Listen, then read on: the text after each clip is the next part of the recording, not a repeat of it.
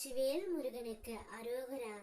என் அன்பு குழந்தையே, உன்னை பாடாய் படுத்திய உன்னுடைய வாழ்க்கை துணையின் உறவான இந்த பெண்ணுக்கு மிக பெரிய விஷயம் ஒன்று நடக்க போகின்றது.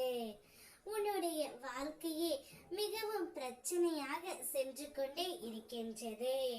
உன்னை ஆட்டி படைத்த பிரச்சனை ஒன்று முடிய போகின்றது.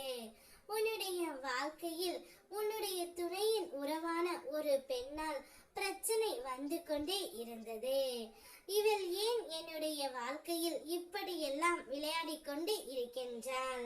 இவள் இல்லாததையும் பொல்லாததையும் என் துணையிடம் சொல்லி எனக்கும் அவருக்கும் சண்டை வருவது போல் செய்கின்றாளே என்று உன்னுடைய மன ஏக்கம் எனக்கு புரிந்து விட்டது. அதனால் தான் அவளுக்கு தண்டனையை கொடுக்கவும் நான் தயாராகி விட்டேன் பிள்ளையே.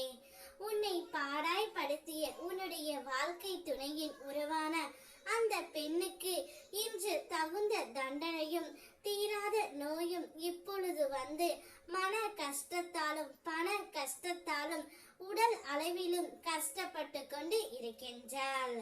ஒருவரின் வாழ்க்கையை அழிய நினைக்கவர் யாராக இருந்தாலும் அவர்களுக்கு கடவுள் நிச்சயமாக தண்டனை கொடுத்தே தீருவான்.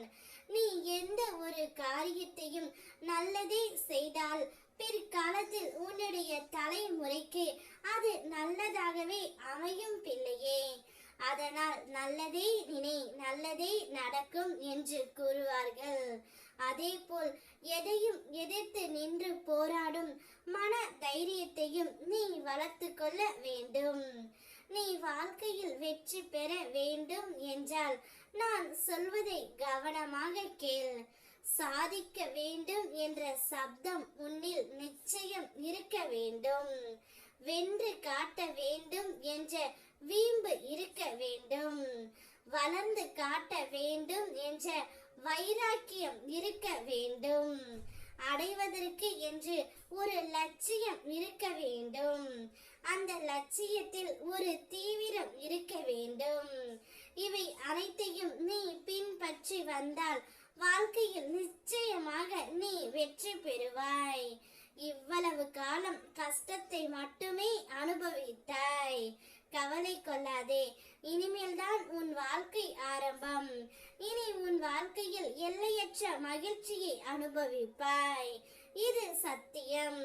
உன்னுடைய பிரச்சனை அனைத்து முடிந்து விட்டது. புது விடியலை நோக்கி தினமும் காத்து கொண்டு இருக்கின்றாய். அதற்கான நிரந்தர தீர்வு நான் உனக்கு கொடுத்து விட்டேன். இப்பொழுது எதை பற்றியும் யோசிக்காமல் நிம்மதியாக இரு.